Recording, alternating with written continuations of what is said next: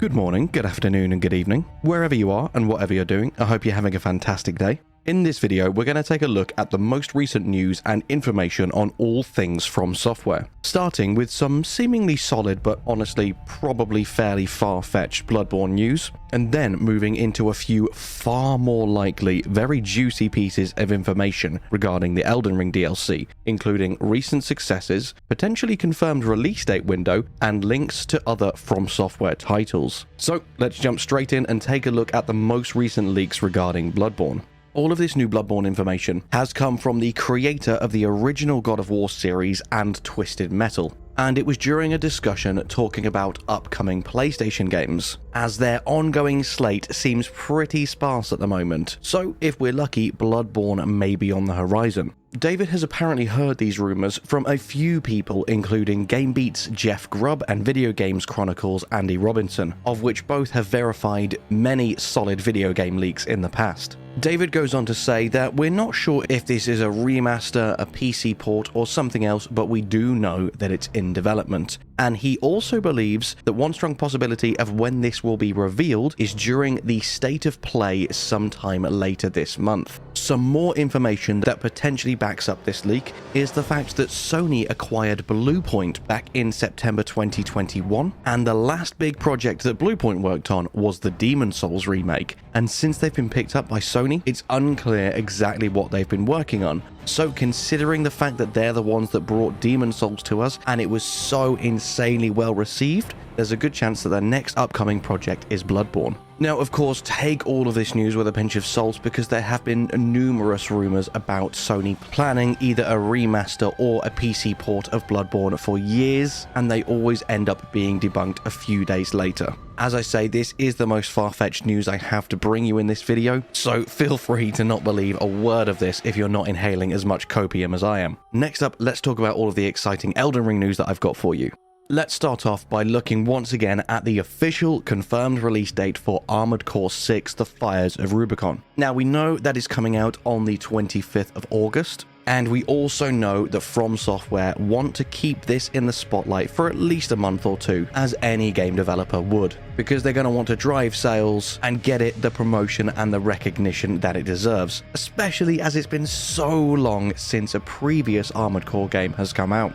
Because of this, people were speculating that the Elden Ring DLC would come out by the end of the year. I personally think it would be great to get it out just before the holiday season to drive them big winter sales. But this is the bad news. More information has since come out that suggests it is way further off than that. As spotted by Gaming Bolt, From Software's parent company, Kadokawa, recently posted its financial reports for the past fiscal year. In that report, the company made sure to note that Elden Ring was a massive success sales-wise, of course. I don't think that's a surprise to anyone, as it practically took over the gaming world by storm for months and months when it launched. However, the important bit that we're talking about for the DLC is found when looking at Kadokawa's forecast for the current fiscal year, which ends on March 31st, 2024.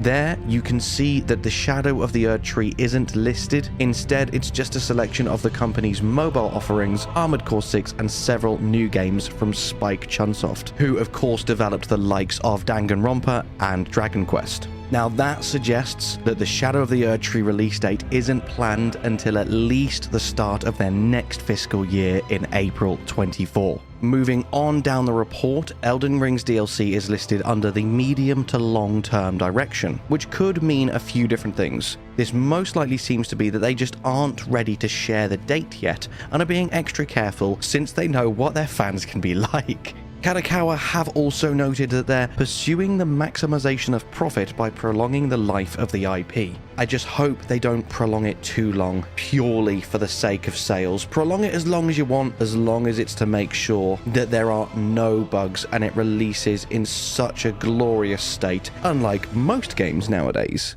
But don't drag it out for the sake of maximization of profit alone, because that is going to leave a sour taste in the mouths of even the truest fans of Elden Ring and FromSoft. Now, from what we've heard of the size of the DLC of Shadow of the Erdtree, that is a strong possibility that it won't come out until Kadokawa's next fiscal year, because they really do have a mammoth task on their hands, making this DLC live up to the expectations that we have off the back of Elden Ring. But we can hope and we can pray. Now for some better, more light-hearted and more fun news. Firstly, let's have a look at Elden Ring's successes and how that could shape and mold the DLC. Along with the potential Bloodborne leak, another piece of information that was shared just a couple of days ago is that Elden Ring sales have now topped 20.5 million, up from the 20 million units on February 22nd.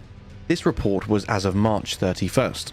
So I actually think it's probably topped over 21 million by now, and that report just hasn't come out yet, because that was 2 months ago, and it only took 3 weeks and 1 day to go from 20 million to 20.5. So I can imagine we're probably already on 21 million or even 21.5 million units of Elden Ring sold, which is an absolutely staggering feat achieved by very, very, very few games in existence, let alone in this short of a time frame. I personally, for one, keep going back to Elden Ring again and again and again, as you all know. I'm doing crazy fun challenge runs on Twitch, trying out all the mods, and bringing the highlights, the montages, the best bits over here to YouTube for everyone who isn't a big fan of Twitch. So as you can see, I am still loving Elden Ring and will do for years to come. And the sheer volume of sales clearly echoes that many, many people share that same sentiment.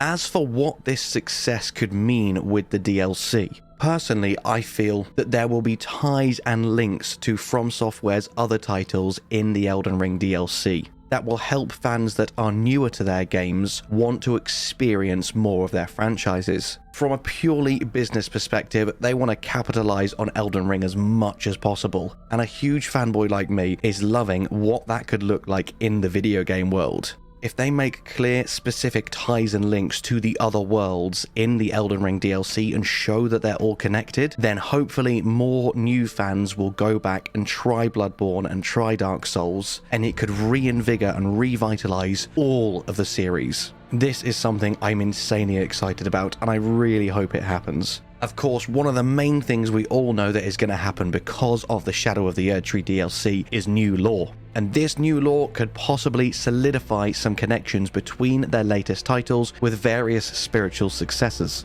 We already know that FromSoft love to have tied themes and elements in all of their games. One of the best and most obvious, of course, being the Moonlight Greatsword. This is seen in nearly every single one of their games and goes far beyond just Dark Souls and Elden Ring. It is even in one of their very first games ever, the second King's Field, where it was the final tool crafted by the White Dragon Seath. And yes, you heard that right, that was news to me as well when researching this. The White Dragon Seath isn't originally from Dark Souls. Even he was a reference to King's Field. And of course, the NPC that we all love to hate, Patches, has been in practically all of their games, even in early Armored Core games, which again was news to me. And because of the fact that Patches has been in practically all of their games, and because of his cunning, conniving, greedy, evil nature, some incredibly awesome fan theories have been made.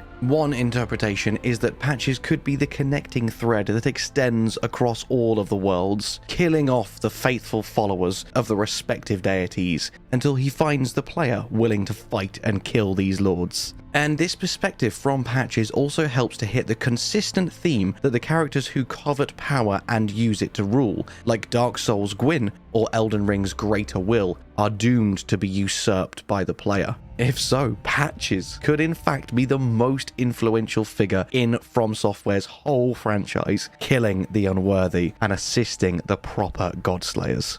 So, the next time you see Patches, you make sure you give him the respect he deserves, because he could in fact be the ultimate From Software deity, and far more powerful and knowledgeable than we could ever imagine. My friends, that is all I had to share with you for today. I hope at least some of this news makes you very excited for the future of From Software. And of course, as always, all that is left for me to say is thank you so much for watching. I hope you have an amazing day, and I'll see you in the next one. Bye bye.